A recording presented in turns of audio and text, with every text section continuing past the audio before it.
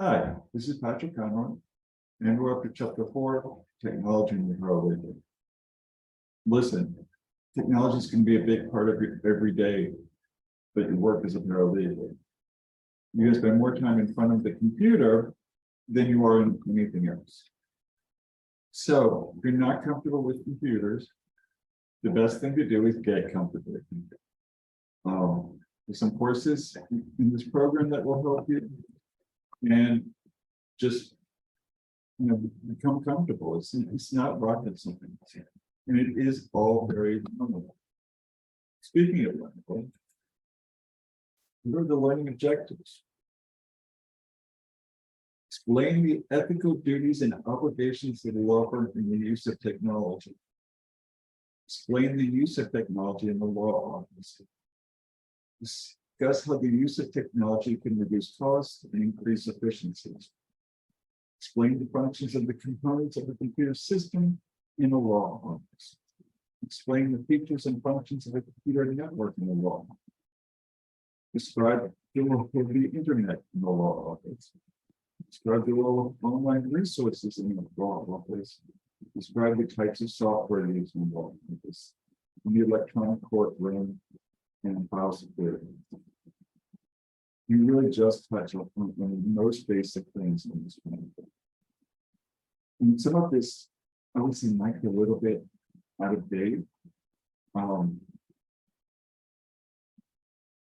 Because every day, technology and computers become more important because there's more things people are dealing with. So it would automatically be out of date, and I would say this might be able to be 2 or 3 years old. Many law firms have remote offices, and it's easier to communicate visually than it is to messenger paper documents back and forth. In other words, it's easier to email than to snail mail. And now things like Zoom are used all the time. You see, if you work for a big firm, you're picking up offices around the state or around the nation. And so you don't want to have to get in your car and drive across the state to meet with somebody. You're going to do it in Zoom or by email. And firms can use cloud-based electronic repositories and collaborative software. Right? Yeah. Anything like a Microsoft Office is collaborative if it's in a shared cloud-based electronic repository. So you're going to be doing things like multiple people working in the same Word document or the same Excel spreadsheet. So you need to learn the collaborative features that allows you to track changes, put in comments, things like that. Many, and I would say now most courts are requiring electronic filing and serving documents in both state and federal courts. And the code that you're in depth in technology in the law office. Basically, you have to file pleadings and motions, and instead of typing those up and running them to the courthouse, now you can do them sort of by email. But you have to use their system, which means it has to be set up to match what their system requires.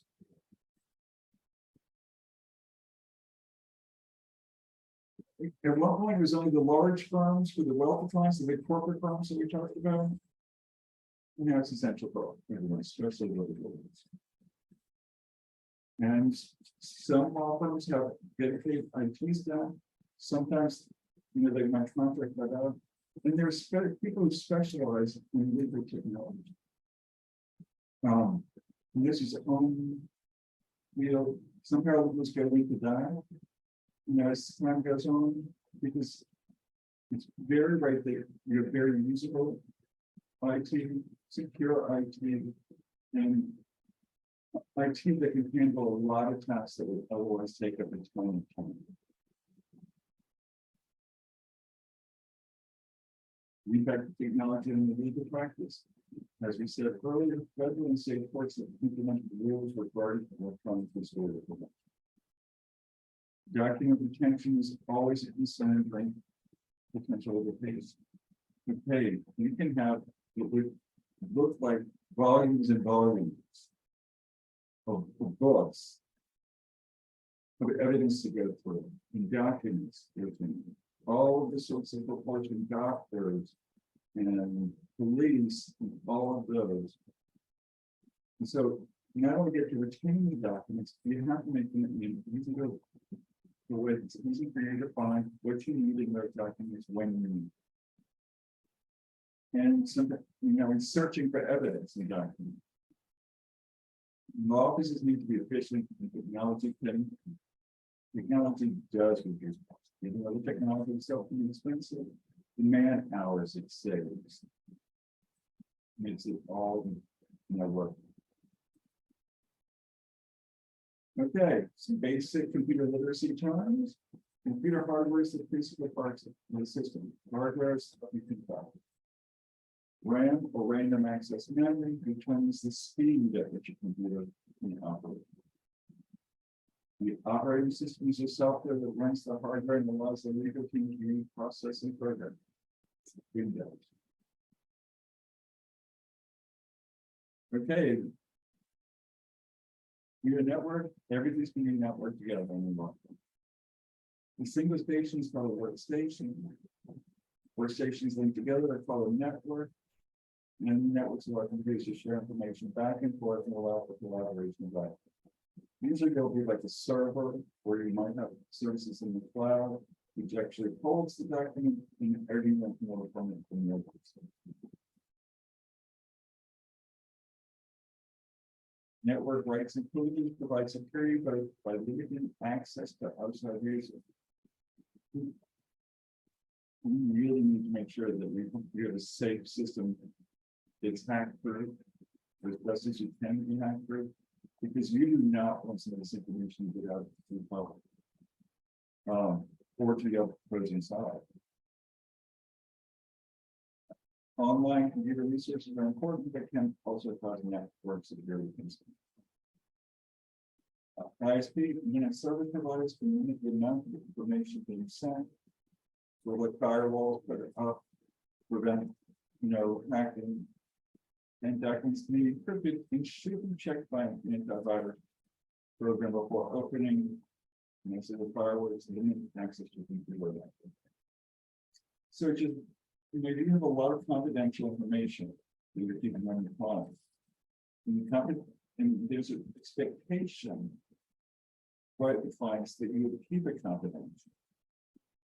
And so you have to make sure that you have systems in places that prevents hacking and their information being discovered. We don't want hackers that went into like the DMV and got everyone's information in the exam on their driver's license. We don't want to have that happen to our clients, the information we have.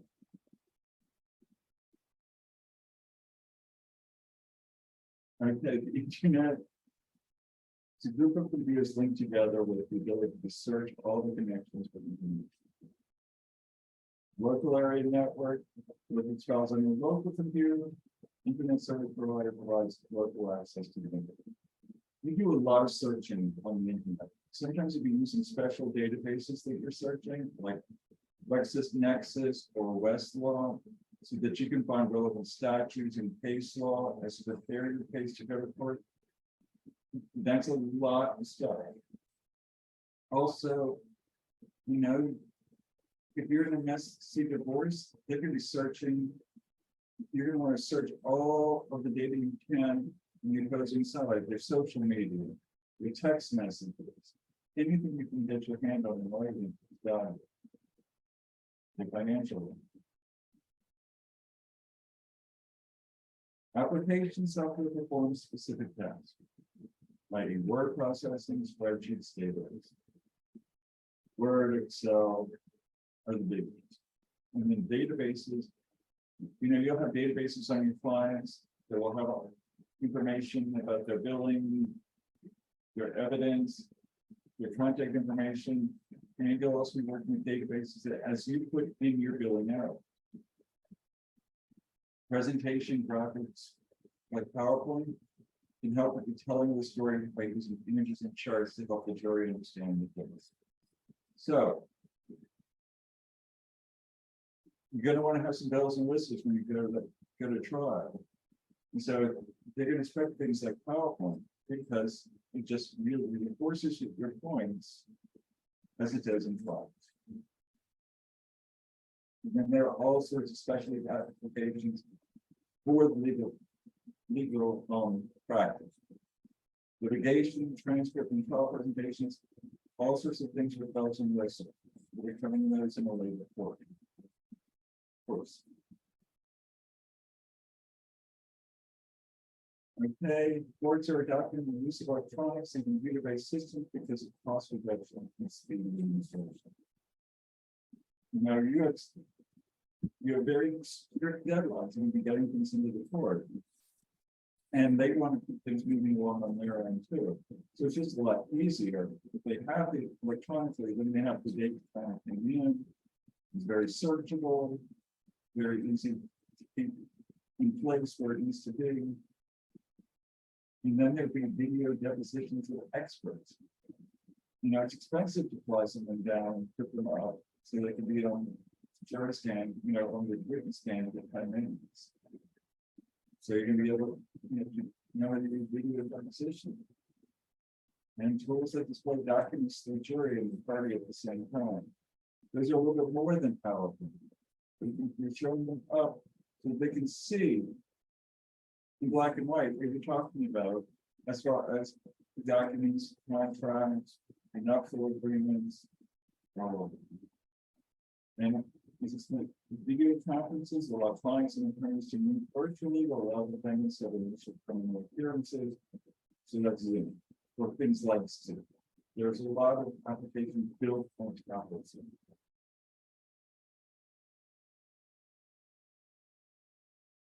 VoIP allows voice communication over the internet rather than computer systems, which allow for more mobile apps.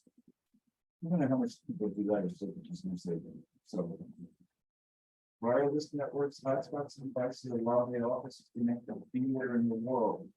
It's maybe more security concerns when you're using hotspots and things like that. Paperless offices sustain or digitally created documents rather than physical copies.